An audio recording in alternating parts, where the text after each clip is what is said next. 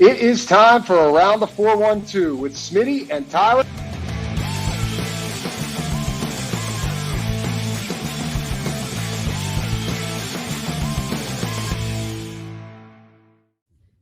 Welcome back to another episode of Around the 412. I am Tyler. With me, as always, is my co-host Smitty. Be sure to follow us on all of our social medias at Around the 412. And while you're there, go check out our pinned post on X and go to the description of each of these shows, whether you're listening on the listening platforms or you are watching on YouTube. We've got our GoFundMe link for the Rockin' Around the 412 Year 6, which is our Christmas fundraiser. Over the past 5 years, been able to raise over $25,000 with the help of everybody that's been able to donate to be able to provide children Christmas that Smitty and I never had to worry about where it was coming from growing up. So we've been able to give back and provide some of these children the Christmases they deserve and have always wanted. So if you want to learn about that mission, there's about a month left, which is crazy to talk about since we launched this in July and the time has felt like it has flown by. But there's like a little bit over a month left to be able to donate and get those in for Christmas. As well, we partner with the East Rochester Salvation Army, and you can adopt kids off of the Angel Tree I think we do it at Keeks Barbershop. Yeah, I mean, there's different. If you reach out to one of us and just tell us you straight up would like to, take a tag or adopt a child, right. It's probably going to be a lot easier if you're local than that would be my suggestion. If you are local and want to adopt one, that way you feel like you're more hands-on, actually going to get the stuff yourself and drop it off. That's fine. But I don't know how that would work out of state or if you're not local, because you're talking about shipping a bunch of stuff. So monetary donations, unless you are able to get the stuff to me or to Keeks Barbershop prior to December 8th. Right. And so with monetary donations, there is that GoFundMe link. And if you can't donate, don't worry. That's okay. That's perfectly fine. Just be able to share that link if you possibly could. That's really all we ask, is that you share this link so we can get many people eyes on it as possible before the holiday season wraps up. And also, while you're checking out the description of the show, there are a couple of links for a Facebook and an Etsy. It's our friend Haley Wagner's small business, Everything Custom Designs. We've got some holidays still coming up. She provides some customized clothing that my mom has partaken in. Smitty's got some stuff going on with it, and I know that she'll be able to do some customized kitchen aprons if you want to have those around Thanksgiving time. Crazy that we're already in the holiday season, Halloween, and it's practically Christmas. I mean, that's how it works, apparently. Not for me, but that's just how it goes. And speaking of Christmas, maybe she can hook you up with some customized Christmas pajamas or something like that. And it's not just the holiday stuff. It's really anything. We have Around the 412 shirts that she can make. If you're interested in that design, if you want to support the show, go ask her about that. But yeah, we have got a Facebook and an Etsy link, so go check that out. We're 3 minutes in and we're still talking about all the stuff. Let's just get into the show. Yeah. Well, you mentioned, how fast the year flies by. I feel like that starting point of that happening is football season. Once we hit football season, the rest of the year just flies by. I mean, tomorrow kicks off week 10 in the NFL, or today, depending on when you guys are watching or listening to this. But Tyler, you got to see the Steelers in action live for the first time since 2019 last Thursday after we had recorded. That's the game that we're going to talk about here, this matchup versus the Titans. Different perspective for you. You've watched a lot of games on TV, obviously, over the last few years, getting back into the stadium. What were your takeaways? I thought it was awesome. I thought the energy, especially for a weeknight game, was really good. You don't always expect the best energy from those weeknight games compared to a Sunday. I thought it was good, and especially I'm sure that the fact that it was a close game played into that as well.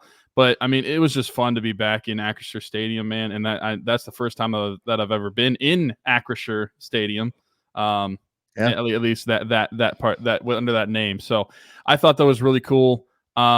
It was just a lot of fun. And I think that watching the Steelers from that perspective, it is so different, different things that you notice either in game versus on TV. There's definitely things that people notice watching on TV, especially because you have the replays pretty much after every single play that you don't notice when you're in the stadium. But same thing, you notice certain things in the stadium that you don't notice necessarily when you're on TV or watching on TV. So it was really cool. It was just a lot of fun to be back in Pittsburgh, man. I miss it a ton, and being able to go to the game with 4 or 3 of my friends, it was just a lot of fun. And also, not to brag, I'm 6-0. Okay. Yeah. That is no joke. I am 6-0. at Heinz Field / Acrisure Stadium watching the Steelers play. So I think if people want to get another GoFundMe going, get me some season tickets. Or maybe I just need to share some season tickets with Smitty, because the Steelers obviously know when I'm in the building because they haven't lost. I was going to say, like, if I never lost when I was there, then the Steelers would really be cooking.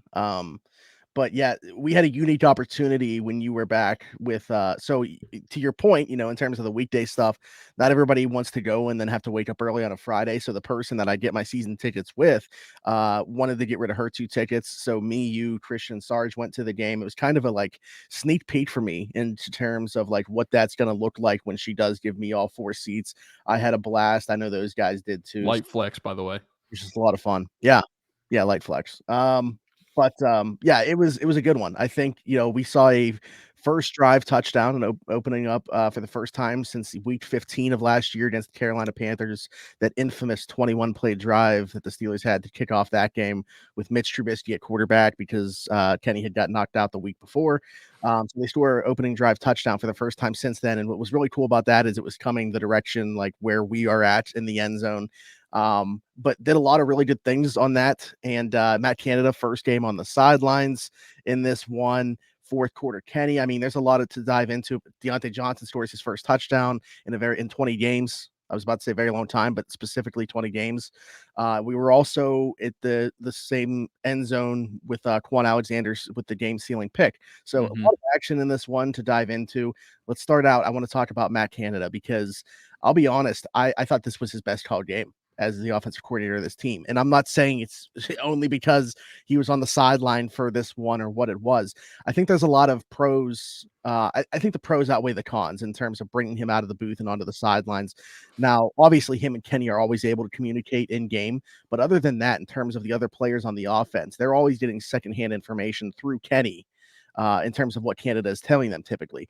Having the offensive coordinator on the sidelines eliminates that middleman, and Canada can just talk to everybody in between drives and stuff like that. And that's where I think that you are gaining.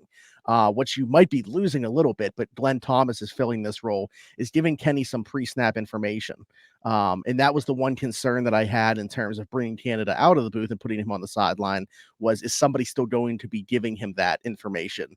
But I thought Canada was awesome. I thought he called a really good game. If Kenny executes, early on, they probably score 30 plus points in this game. I mean, if George gets 2 feet down, they score at least 24, and they probably had a lot more than that. I mean, Kenny misses Connor Hayward on that ball that he threw to Allen Robinson in the end zone. That was basically straight into the dirt. I mean, there were plenty of opportunities for more points in this game, but really I just wanted to start off by saying, I'll be honest. I feel like Matt Canada had his best game as an offensive coordinator. Yeah, you got to give him some credit. You truly do. I think that watching the game, you could definitely tell, and I don't know if it was more evident just being in the stadium and being able to watch these guys from a different perspective, but like it was very evident that a lot of the problems of the offense weren't necessarily the play calls. I didn't think there was any of them that were really egregious, especially in that first half when they were struggling on offense. I can think of one play call that was egregious, and you're going to agree with me when I bring it up. Is the was it in the first half? Second and goal. That was in the red zone. That was in the first half where they threw a screen to Pickens. Yeah. Okay. That was egregious. We actually talked about that. I think in the car right after. Maybe it wasn't. Maybe it wasn't in the first. Either way, it was goal. Regardless, I'm just thinking of like most of the stuff that wasn't working on offense in the first half had to do with the actual execution of the guys on the field, not the plays that were being called. I mean, there were clear missed throws by Kenny. I think that's the main problem that they were running into.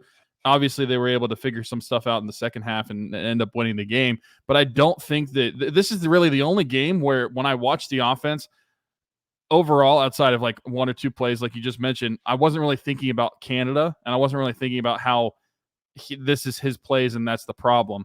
And I think that that's a good sign. And maybe him being on the sideline had something to do with that.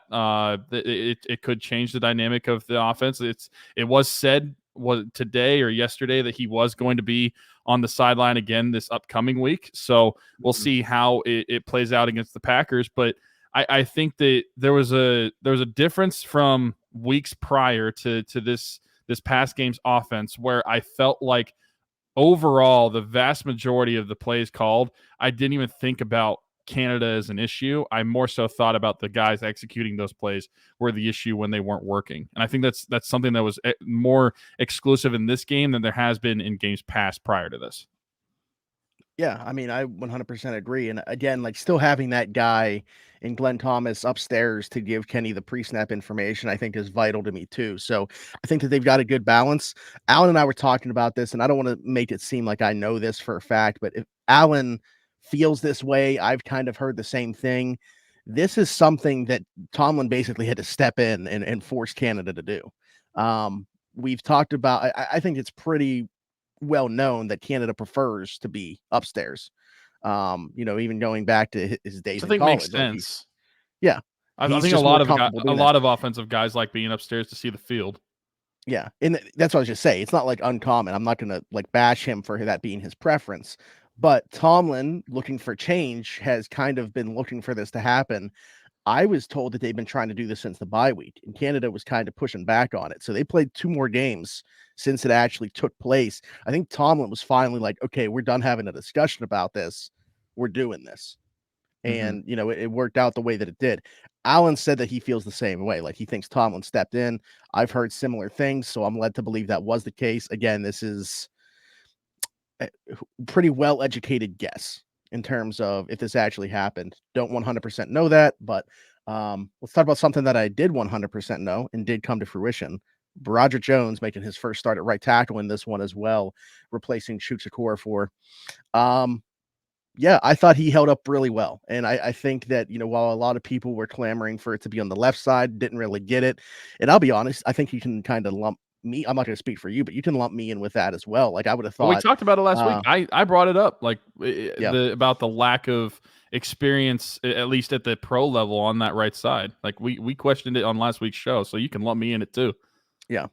Well, and this was before we knew that it wasn't like, performance based, or it was something that he said apparently during the Jaguars game. What that was, I don't know that we're ever going to get that answer. I doubt it, and they feel better about Broderick at right than they do at Dan Moore. So I 100% get that. If that's going to be the tackle duo, Dan Moore and Broderick, I expected it would be this way, is Dan Moore on the left side and Broderick on the right. I'm just super impressed that we've seen him play on both sides now and play as well as he has on both sides. I mean, I don't think it's necessarily a coincidence that both times he's been in the lineup, we've seen them be able to run the football. So, when he's out there, running to his side has been a strength. When they have, Samalo pulling to that side, and you have Daniels and him, and they, using Darnell. There was times in this game where they had Washington one-on-one with Landry, who's their best pass rusher, and it was working. Like this is the way that it should be, in my opinion. But yeah, I was very impressed with Broderick. Don't think he's going to exit this lineup at this point, whether that, if Chuks stays in the doghouse or what. Even if Chuks works his way back into the lineup, I would think that we then see Broderick at left. I don't know that you want to keep, throwing him around and making him switch sides. But, for a young player in his first year, a rookie that we expected to struggle early on, it's very promising that he's shown the ability to play on both sides. It is promising, and something that we really said after he was drafted, and we're talking about him, that we brought up that super athletic dude, but also super raw, and specifically, like, we thought that he would be better early on in the pass protection, and we thought that run blocking at an NFL level is something that he would have to work on. And so to have him at this level, at least in the limited games that he's played in the significant snaps he's played in, to have him play at this type of level this early on, I think that is great, just from not only just a value perspective, proving that your first round pick was right, but it's something that the Steelers need because of the struggles that they've had on that O-line for seemingly the past 4 or 5 seasons. There's been several seasons where whether it's Chuks or someone else across that offensive line, that it just doesn't cohesively go together, but they're starting to figure things out. And so the fact that he's able to not only be able to do what we expected in pass protection, and he uses athleticism, but the fact that he's taking on some of these higher stout defenders and being able to run to that side, I think that's a great thing, especially on a side that we weren't expecting him to play on at all. Like when he drafted him, everybody pretty much expected, especially after after we started to get into the summer that if he was going to play, it was going to be on that left side. Nobody really expected him at all this year to that it was going to be moved to that right side. So the fact that he was able to do that and still play at that high level, I think that is great for Steeler fans. It shows a guy you have versatility with, whether you need him to play left tackle or right tackle, he's done well at both so far. So I think that it's proving to not just be a great pick for the Steelers, but someone that they can foundationally build upon for this offensive line moving forward and be a staple to that offensive line. Also, you want to know what Chuks said? This is what he said. LOL, that's Dan Moore Jr.'s replacement, not mine. Take it how you want to. I am back. Also, shout out to Martavis Bryant with signing with a contract with the Dallas Cowboys, by the way. Yeah, that's really cool. I hope that works out for him. I wanted this, at least for me personally, I felt better about Broderick's run blocking right off the bat and was questioning his pass protection coming in, because to me, I thought the footwork was the part of his game that was lacking. And maybe I overvalue the footwork in terms of the offensive tackles specifically, but like that's why Anton Harrison, who ended up being a pick for the Jaguars late in the first, was so high on my board, because I thought he had the best footwork of the offensive linemen in the class. So I thought Broderick had a lot to clean up there. I haven't necessarily seen that like pop off the page to me that it's been really bad, but I always thought like he could be an above average run blocker out of the gate. I was questioning his pass pro, but he hasn't gotten Kenny killed to this point. Like I thought he was going to take a lot of lumps there. I'm not saying he hasn't gotten beat. There was actually a play, and this is actually in run blocking, not pass pro, where I think it was Jeffrey Simmons actually that's rushing from the edge and gets in on him, but Jalen Warren spins off of it. He beats Broderick pretty clean inside. Jalen Warren spins off it and then almost scores a touchdown, but was marked out at the one. Diontae Johnson ends up scoring a touchdown shortly after that. But yeah, Broderick's been way better than I expected early, and I think that you could say that about all the rookies that are playing right now. Other like Darnell Washington, there's not really much to go based off of.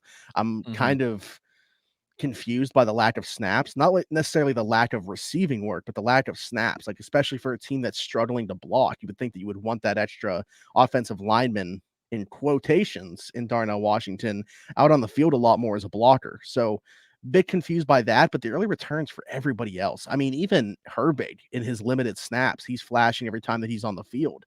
Joey Porter Jr. obviously has been fantastic early on, and he on Tuesday prior to the game, 2 days before the game, said that he wanted 10 in this matchup, and Tomlin gave it to him a lot. So, and he performed really well in that. Keanu Benton's been awesome all year. So again, I go back to the point. While I was somebody that was also clamoring for these rookies to play early, I think there's something to be said about the Steelers taking the patient approach with them and letting them develop and get them ready so that they can play as well as they have right now. I don't know if they throw them to the fire in week 1, what that looks like. Would they still be performing the same way? We obviously don't have an answer to that, but we know that they're performing well right now. So I think there's something to be said about the way they've been coached up to this point. Well, I think that a lot of people undervalue the mental side of not just football, but sports in general. Like so much of how an athlete performs is mental and what their mental state is while they're playing.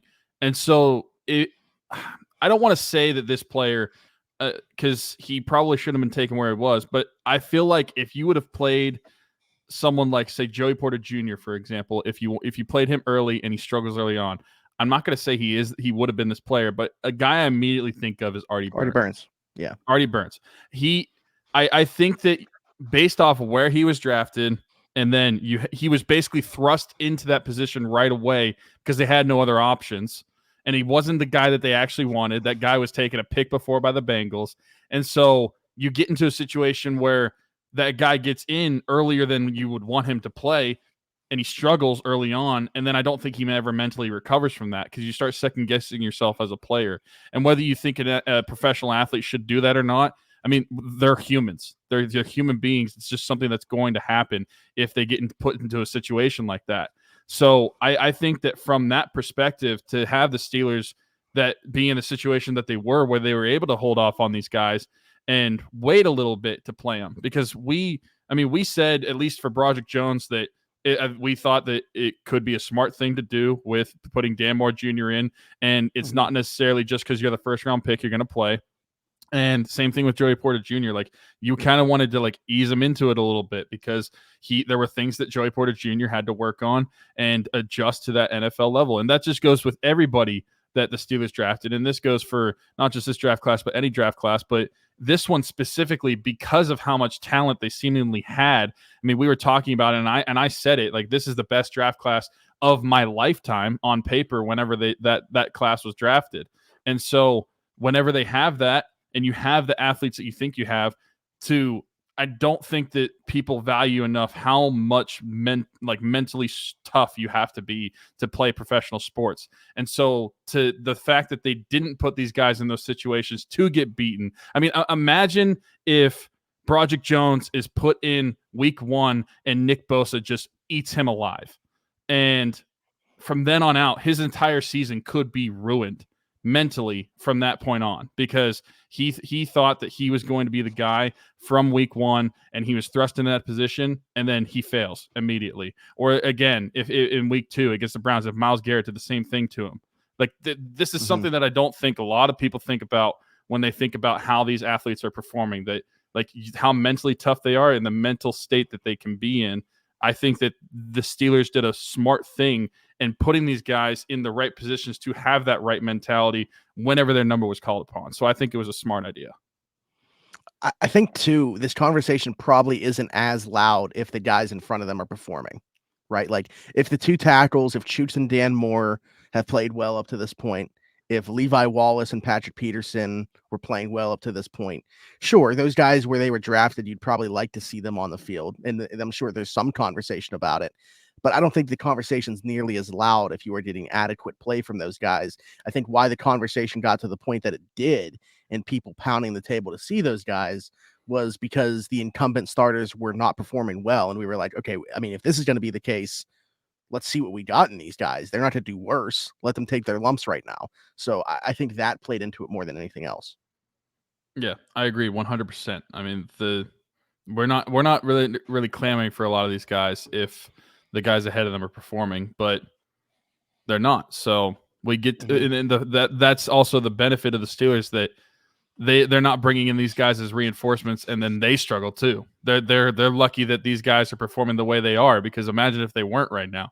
Imagine how the state of the Steelers if Joey Porter Jr. Imagine the state of the secondary if Joey Porter Jr. doesn't play the way he has been. Yeah. Granted, I will say I thought Levi had his best game of the season on Thursday night, and I think that we talked about like Levi losing his job to Joey Porter Jr. I don't think anybody would have their best game covering against the Titans wide receivers. Come on. Yeah. I mean, I get that. And I'm not saying like, let's see what he does on Sunday. I'm be curious how they match up with the Packers guys. I don't think that we're going to see Joey like go to any one receiver the way that he did with Hopkins. I don't think the Packers really have that type of dude. Like, Christian Watson's probably their best receiver, but he gets targeted like 4 times a game. Like, so I don't know what they're going to match up with the Packers there, but I was intrigued by what Levi did this week. Maybe he needed a little bit of a reset. Maybe the injury was kind of a blessing in disguise for him, but we thought like he would be the guy losing his job to Joey Porter Jr. No, it's really Shannon Sullivan, because Patrick Peterson's moving inside and doing some safety things as well. And you're seeing Joey Porter and Levi both play outside when they go into these packages. So, it's really him that is Shannon Sullivan that's losing out here. And this just goes, and Darius Rush played 40 snaps on Thursday too. I don't want to like keep harping on this, but man, it really goes to show the Steelers thought absolutely nothing of Desmond King before releasing him. That's very true. And I also think this goes back to our conversation, I believe, from last week, where we talked about what they're going to have to do to replace Minkah and how that has like a ripple effect of what the secondary is going to look like. And ultimately, the Steelers are kind of doing what we said they should do, or the mindset they should have, where they need to make up a secondary of playing their best guys. And if that's having Shannon Sullivan come to the sideline, moving Patrick Peterson to the inside and having him dabble in some safety areas, and then having Joey Porter Jr. on the field all the time, that's what they needed to do. So the fact that they were doing Darius Rush is going to be a part of this too. Absolutely. And it kind of shows that the mindset that we had that we thought they would do was kind of right, to kind of pat ourselves on the back a little bit. That we just said it's basically going to be like a secondary by committee. I think you saw that a lot on Thursday with some of the packages that they were throwing out there. I mean, a lot of like when I feel like I saw a lot of like nickel and dime over the entire game on Thursday night, like having a lot of 5-6 defensive back guys out there, except for the one play where apparently you have or Cole Holcomb on DeAndre Hopkins. I don't know what they were doing on that one, but regardless of that, I think that's a smart thing for the Steelers to do. When you're replacing a guy like Minkah and the talent that he has, you're going to have to bring in just your best guys on the field. And we had questions of Chandon Sullivan coming into the season. It's not like he's been great this season. So I think if Patrick Peterson, you decide that he's going to be the better player on the inside, and you have him doing some safety work as well, and that allows Joey Porter Jr. to be on the outside, and then having Levi Wallace still out there as well. That's the best thing for the Steelers to do in their defensive backs. Yeah, I mean, Chandon Sullivan's whatever. Like, I don't feel bad about him being on the roster. If he needs to go and play like 10 to 12 snaps or something like that, or if an injury occurs, obviously to have a guy like that in the waiting, like you could do a lot worse. But I'm glad you mentioned one name that you did there, because this is the unfortunate part of Thursday's game, losing Cole Holcomb for the season. Man, afterwards, hearing about it, it's lucky that it's just for the season. I mean, it sounds like there was some legit concern there that was a patellar tendon injury and that it could have threatened his career, but they're saying he's expected to make a full recovery. Obviously knocked out for the season. Very gruesome injury. They didn't show the replay at home. Obviously, we were there for it. And every time that happens, they show one replay on the board there because they don't realize that like an injury happened on it. And they show it and then they're like, crap. So they hurry up and like take it off and just throw up the logo. But I'm not saying people are like minimizing what this loss is or anything like that. I think people view it as a pretty significant loss. But I think because it's not, TJ or Alex or Cam or Minkah, there wasn't that sense of like this is kind of like season altering. And I do think the Steelers have done a nice job with building up a little bit of depth at that position. I think they still could stand to add at least one more body there or bring up somebody from the practice squad. But man, losing Cole Holcomb, especially the way that like this season has been trending for him, seemingly playing better every single week, and you could say that about just the inside linebacker group as a whole. It's a big loss for this team. I'm not going to downplay it on here. I think that this is a big loss for the Steelers, and I'm curious to see how they minimize that absence. Well, yeah, I mean, up to this point in the season, he was your number one guy over the middle, and we're the green dot. Now Kwon's going to have to wear it. Yeah, and you have Kwon Alexander, Landon Robertson, and Mark Robinson still. I maybe there's something has happened. Have they brought up a fourth guy yet, or brought in a fourth linebacker? They have Michael Walker on the practice squad, as well as Tyreek Carpenter. I'm not sure if one of those guys will come up. There's some guys that are like intriguing around the league, though, whether it's on like another practice squad or something.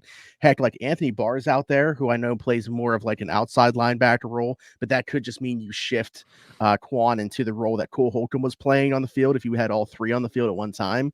I'd be interested in that type of addition. But yeah, there's some intriguing guys. I do think that like whether it's before this Packers game or maybe the following week or something like that, like I think within the next couple weeks we do see another inside linebacker added or elevated from their practice squad. They're going to have a fourth linebacker on the roster in the near future, in my opinion. What do you think this means for, like, obviously Kwon Alexander and Landon Roberts has played their fair share. Do you think this means anything for Mark Robinson? Because they showed a little bit of promise in the limited time we've seen him in game action going back to last season. And so he's a guy that I'd be curious to see what he can do on the field this season, but I'm not so sure that this necessarily means he's going to be playing all that more, even though there's only three guys still. What's interesting is he's kind of more cut from the Landon Roberts cloth or, than the Cole Holcomb cloth. What I think I do think we'll see him play some against the Packers, but here's what I think really happens. And I'm saying that because I don't think Minkah comes back against the Packers. If he does, great, but I'm expecting it's going to be another week before we see that happen. Keanu Neal to me is really going to be a guy that plays as a linebacker once Minkah's back. So I think he's going to take on a lot of those duties in the box and playing around the line of scrimmage, basically acting as a dime linebacker with the loss of Cole Holcomb. But you can't do that until Minkah's back because right now he's playing traditional safety. So to me, that's the guy that probably his role switches. But for this Packers game, I do think that we see some of Mark Robinson. I wouldn't expect it to be more than like a dozen snaps. But he's definitely going to see time, like, and get his feet wet because Landon Roberts, I don't know that he is the gas tank anyways to be a 3-down guy, but it really doesn't fit what he does anyway. Kwon probably is going to play, in my opinion, nearly 100% of the snaps on defense, I would think. So yeah, to answer your question, I think that Mark Robinson does play some against the Packers. I think that role will decrease once Minka comes back because I think Keanu Neal plays kind of like a linebacker once that happens. You think he'd be similar to kind of how they transitioned Marcus Allen into that like, I mean, they basically moved Marcus Allen Keanu, you full mean? time. Yeah.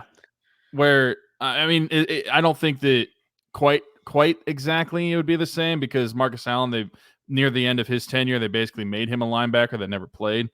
But I when I envision like a guy that's playing safety and kind of moving into that dime linebacker, that's the kind of player that I'd envision though, like that kind of play style that Marcus Allen had. Sure. Yeah, I think. Well, the thing is, too, Keanu hasn't been very good. Like I'm talking about like a role that you would envision if he's playing well, but that hasn't happened, in my opinion, in a Steeler uniform yet. I thought he was okay Well, against I the tell you what, Raiders. then he'll play exactly like Marcus Allen did. Yeah, I mean, we're past this point, but I don't know if they tried to at all. If I'm the Steelers, I'd been trying to get Terrell Edmonds back in here, but that's obviously long gone. So he could have just switched locker rooms after the game. Could have. But to answer your question, kind of, but I do think that he can still, like Marcus Allen, I wouldn't ask to do any type of safety stuff. I think Keanu Neal, we're seeing it happen right now. Like what he's doing right now, Marcus Allen would have never been in position to do.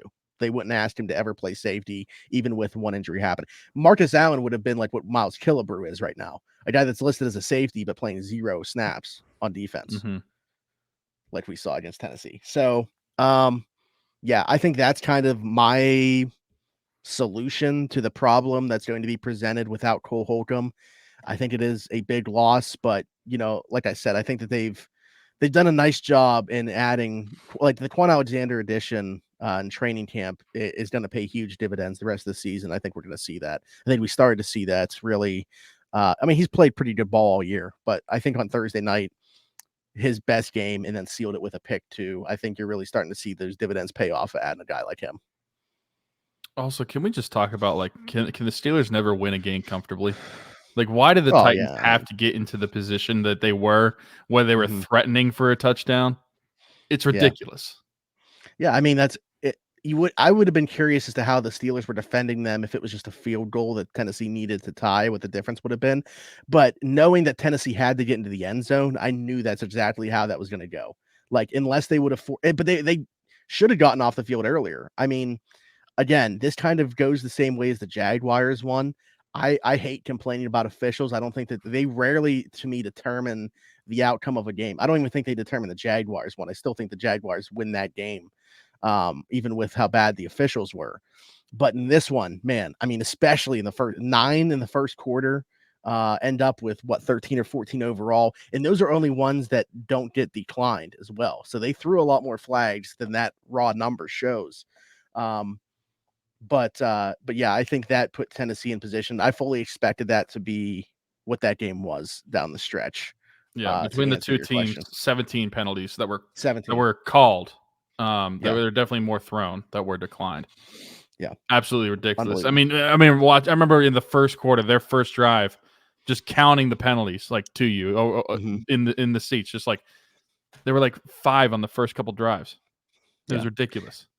There's a player on offense that I'd like to talk about. Actually, there's a couple players on offense I'd like to. And listen, I'm going to say this right now. Unless you want to talk about it, we don't have an answer to it.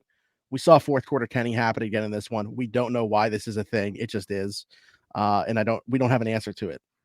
So for the time being, just expect to see this happen week in and week out. As long as the game is within reach in the fourth quarter, he's probably going to find a way to pull it out. Anyway, that's not what I want to talk about because we seemingly talk about it every single week. I want to talk about Jaylen Warren, who I think is really underappreciated, but I think is starting to get his flowers from Steelers fans. I think a part of it, and this is what I don't like about this conversation, I think a part of it is frustration with Najee that people like Jaylen and the inability to separate the two and just say Jalen's just a really good player. Like, let's not even have Najee be a part of the conversation. The fact that the Steelers found this guy as an undrafted free agent after spending a few mid-round picks trying to find a running back like this guy is unbelievable. I mean, some of the best contact balance I've seen. I'm like, the names that I've thrown out there, again, this isn't comparing what their careers are going to be or saying they're one-to-one comparisons, but just watching him play reminds me a little bit of like a mixture between Austin Eckler and Maurice Jones-Drew. Just like this 5'8" bowling ball that you get the ball to him in space. Some of the best contact balance I've seen, can run guys over. We saw that in this game. Really good in space, and just the variety of ways that you can use him. You can run trap with him. You can get in the ball on end arounds. You can get in the ball on screen plays. He can run a little bit of, he's got somewhat of a route tree. You're not going to obviously line him up outside and have him run a go route or anything like that, but he can do some stuff in terms of running routes in the flat and short ins, short outs. So I think he gets better every single week. I don't think that he gets enough touches within this offense. Like 14, that's an okay number. He's playing nearly 50% of the snaps, though. I'd like to see him and Najee on the field together a lot more than they do. But, man, like I said, week in and week out, this is a guy that just jumps off the page to me. I think if you're talking about, like, a consistency within the offense, man, I think it's him. Like, even George, who's been their most productive receiver, I want to talk about him next. He's had a couple down weeks, including this one. I don't know that Jalen's ever had like a week where I'm really questioning his production or what he's doing when he actually gets opportunity. Yeah, and that's the tricky part about the conversation is anything you say positive to Jaylen Warren, people immediately take as a negative towards Najee Harris, which I mean isn't the case. I think that both are allowed to be good running backs, and those two things can exist. One of the things I also would like to add to what you were talking about with Jaylen Warren is too, like, I think that he is a solid player in pass protection as well. Whenever he's back there with Kenny, he's able to pick up those linebackers, pick up guys off the edge. I think that he does a good job in every facet of the game and is really undervalued. But honestly, maybe not even undervalued because so many people call for him to be the starting running back over Najee Harris. So I guess that's what I was trying to say. He is. Yeah, like, it's not so much on his own merit, I feel like. Which, if you want to say that he should be the number one running back just because of how productive he is and leave Najee, like, out of the conversation, whatever. But I feel like people that are propping up Jalen, it's more so to bash Najee than it is just about Jalen, and that's the issue that I take. Yeah, well, I think both of them had a solid night on Thursday. They both had good games. Jalen has, like you said, the 14 touches for like $115, something like that. 130. I think it was 113 total. 113. All right, nerd. Well, I think that's a great indication. And then Najee, he had, I think, like around 70 yards. He had the touchdown. I think that to be able to have both of these backs is a benefit to the Steelers. And the great part about it is they're so different than you can utilize them so many different ways that the Steelers offense could get really creative, especially like you said, it would be really interesting to see what they can do if they're both on the field. I think that you could get some really creative stuff going with that because of how versatile both of them are, but they are completely different backs at the same time. Yeah, Jalen with 113 yards and Najee Harris had 76 total yards in this game. So, what was it? 14 touches for Jalen and 16 plus 18 touches for Najee Harris. To your point, and I want to parlay this into the final thing that I wanted to bring up with the Steelers offense is George Pickens. Don't want to talk about the Instagram off-field stuff. That's not the conversation that I'm trying to have at all. I hope that we can just put that to rest. I didn't even know what it was. Yeah, it is what it is. It's nothing. It's a whole bunch of nothing. I want to talk about his production though, because over the last couple of weeks, so since Diontae came back, I mean, that first game against the Rams, he did have 5 for 107. Long to 31, kind of closed out the game with a big play from Kenny. But since then, he did score a touchdown against Jacksonville, but that was his only catch. So 1 catch, 22 yards, a touchdown versus Jacksonville. This past game, 2 catches, -1 yard against Tennessee. Are we concerned about the production, or are you kind of just of the mindset that they need to find a way to get him the ball even in these situations, but really it's just a product of him drawing that much more attention? Like, this is why Diontae Johnson has come back and been so productive, is because George is the one drawing all this attention. I think George has been drawing the attention, and I think that also when I look at how versatile the route tree is for a guy like Diontae Johnson versus a guy like George Pickens, at least up to what we've seen him make plays on, I feel like it's more of a one-way street with how we've gotten George Pickens the ball. So I think that it's easier for defenses to key in on and to cover. As far as like Diontae Johnson goes, you can really move him around when it comes to his routes, and he can get the ball at any part of the field. Mostly George Pickens has been getting the ball on a go route to the outside. And I feel like teams are going to key in on that. That's going to be easier to defend. And they're going to key in on him specifically having those double coverages. And like one of the things that was said that by Kenny, was it last week against the Jags, is that having Diontae Johnson back, or was it this week? No, it was this week, I think, against the Titans. Like having George out there, it even though he didn't do anything on the stat sheet wise, like he had 2 catches for -1 yards, which is an absolutely hilarious stat line, by the way, for a wide receiver. But even though he had that, he still has an impact on the field because he's drawing some of those double coverages from the defense and is able to open up space for other guys on the defense. So I'm not necessarily concerned about George Pickens himself and like these past couple weeks with the catches and the yards going down. I think those will come, especially as Diontae Johnson gets back and gets an even bigger role into this offense. I feel like more defenses will have to key in on him as well as George. But I think that one thing that the Steelers offense can do to at least get him more involved based off of what we've seen so far is kind of evolve the way that they can get him the ball, because up to this point, I feel like it's been kind of a one-way street with how they are getting him the ball, and it's getting easier for defenses to stop that. And so get more creative with his routes and try to see if they can get things across the middle of the field with George, kind of like you do with Diontae sometimes. I think that that's something that you need to do. Well, that second drive of the game, I mean, Kenny overshoots him by a good 20 yards. It seemed like, I mean, George has probably 20 yards on that play if that hits him in stride, but super high, out of reach totally. And then George not getting that foot down as well. Like, he's got some blame in this. What are we doing? What are we doing? Yeah. Like Gunnar Olszewski makes that a touchdown. Like, that's because Gunnar Olszewski's legs can't spread that far apart. My point being, 99% of receivers in the NFL get 2 feet in on that, including George 99% of the time. Like, it's just super weird that he wasn't able to get 2 feet in there. So some of this is on him, some of this is on Kenny, some of this is on Canada. I think they do need to find a way to steam up ways to get him the football even when he's drawing that much attention. Here's why I'm worried about it, and it has nothing to do necessarily with George himself, is nobody outside of Diontae Johnson is taking advantage of that attention that's being taken away.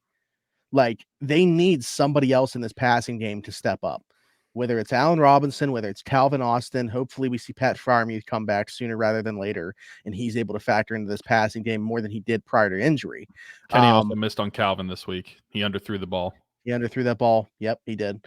So that is why I'm concerned. It's not necessarily George himself. It's that nobody else is really stepping up in this passing game to provide a reliable target for Kenny. And, is that going to happen? But the reason I said that I wanted to parlay this conversation is because I think right now there's an argument that Jaylen Warren's their number 3 wide receiver, which is stupid. Great player. I love Jaylen. That shouldn't have to be the case because, again, while he can do a lot of different things, it's not like he can run every route on the tree and line up in the slot and do a bunch of different things for you like a receiver can. So him being your number 3 receiving option, great for him. I don't know that that's a sustainable thing for this offense. It's not. It's definitely not.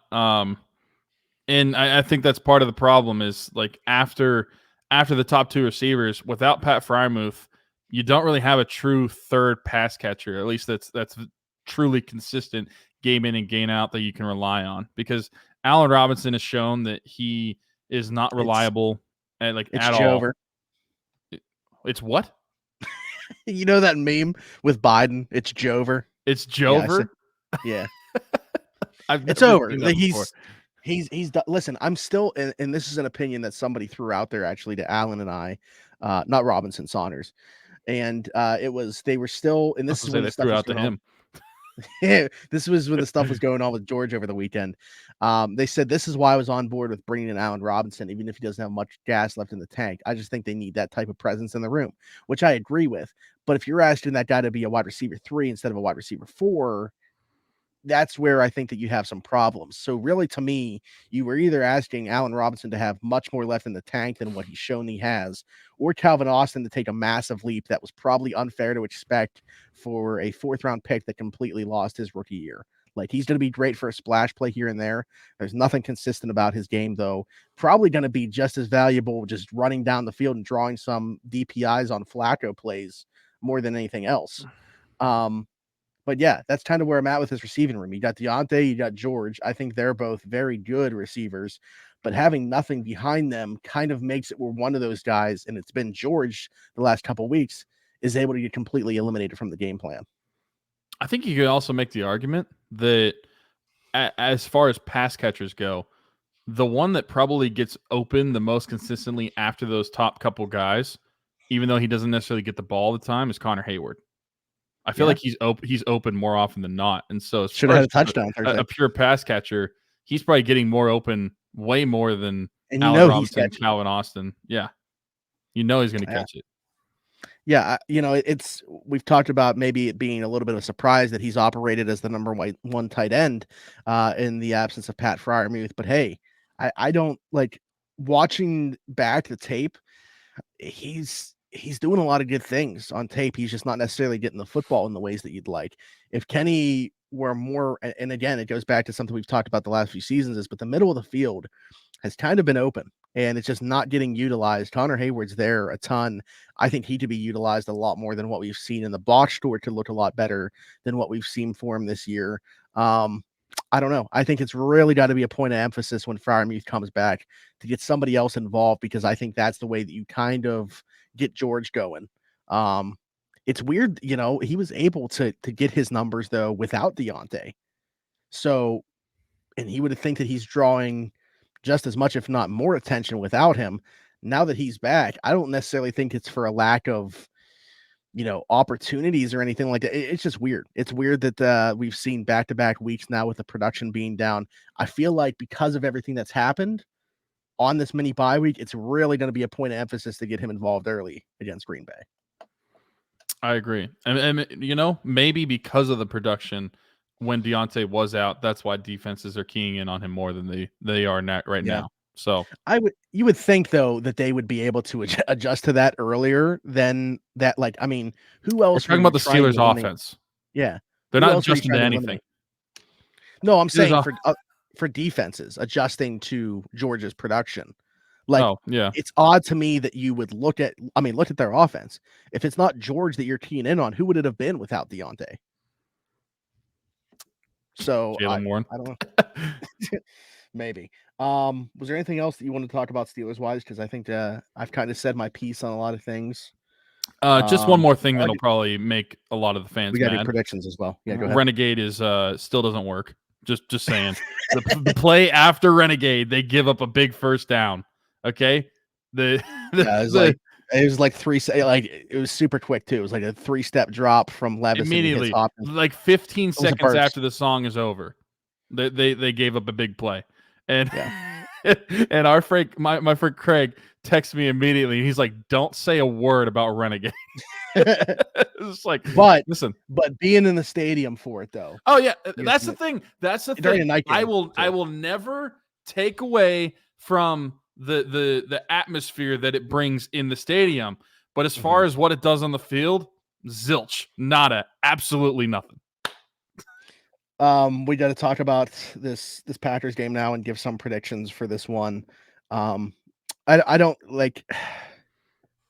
I'm not saying that this is a guaranteed victory or anything like that. The Packers are coming off a win against the Rams. Granted, it was without Matthew Stafford.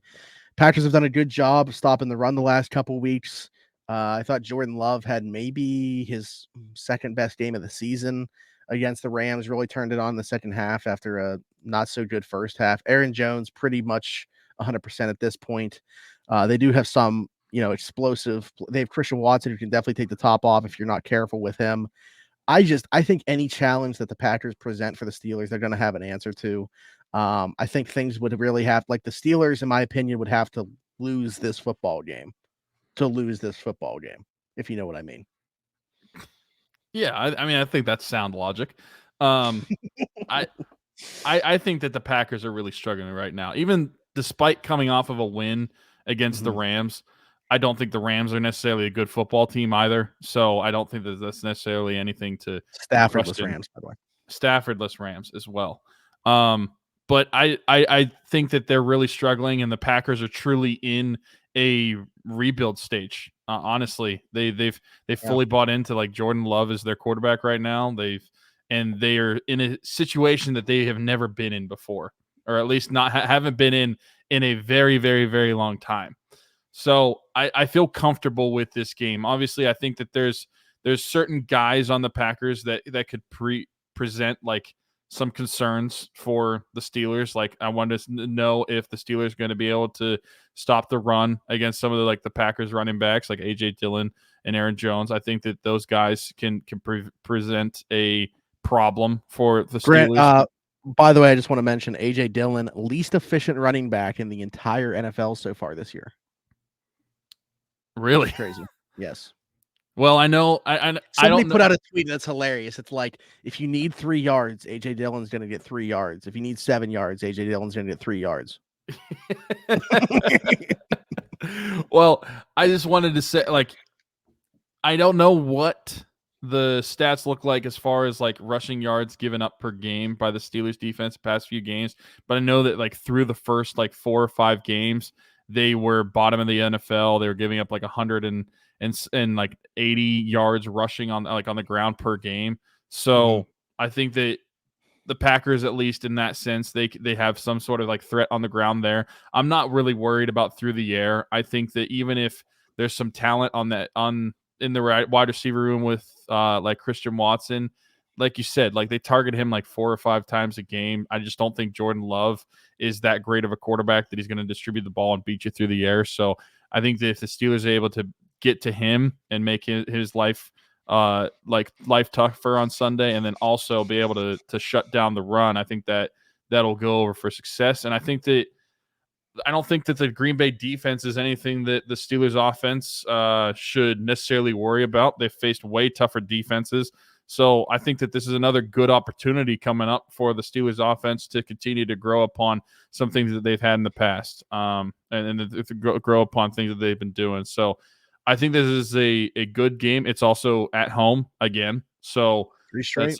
That's 3 straight. And so I think that it's an exciting game for the Steelers, and especially, like, 2 storied franchises with the Packers and the Steelers. And I saw you put out, I think today, it's crazy that, like, Big Ben and Aaron Rodgers that only met up like one time in Pittsburgh. Yeah. Yep. One time in Pittsburgh, one time in Green Bay, which is in 2021, and then the Super Bowl when they played each other, Super Bowl 45. That's it. We don't need to talk about that. Yeah. Score-wise, I think the Steelers take this one 26-17. Yes, 26 points for the Steelers offense. I'll be honest, like, again, I'm kind of buying into the idea that the game plan and the play calls, it's been there. I think the last couple weeks, I think the execution has been what lets them down. If Kenny can hit on some plays earlier, I see no reason that they can't score 24 plus in this one. I'm saying 26-17. I didn't talk about the Packers defense at all.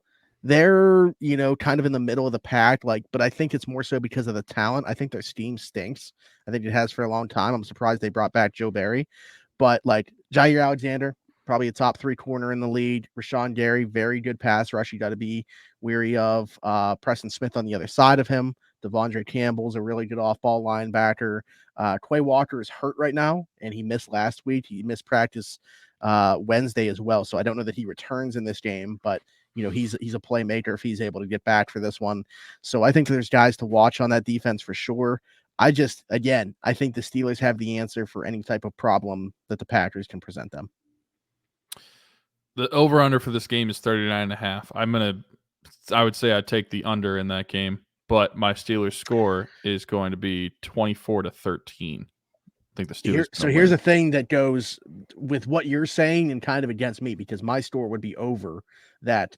The last, is it 5 weeks? The Steelers and Packers are tied for second in the least amount of points given up per game. Well, there you go. So, yeah, I say Steelers win 24-13. I think they take care of business. See, you said, I'm not saying that's like super comfortable, but that's a 2-possession win. Like that's about as comfortable a win as you got. I think that it will feel comfortable. Like I think that this game is one where the Steelers have an opportunity to, like, obviously it's not going to be no stress. I'm not going to say that they're going to 49ers the Packers what they experienced in week 1.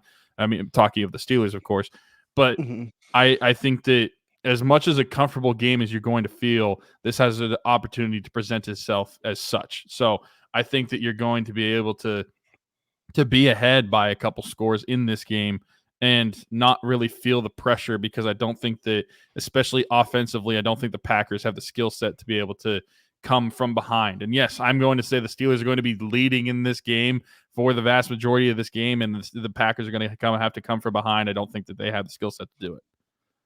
I like it. Okay, well, there it is. Let us know what you guys think in the comments.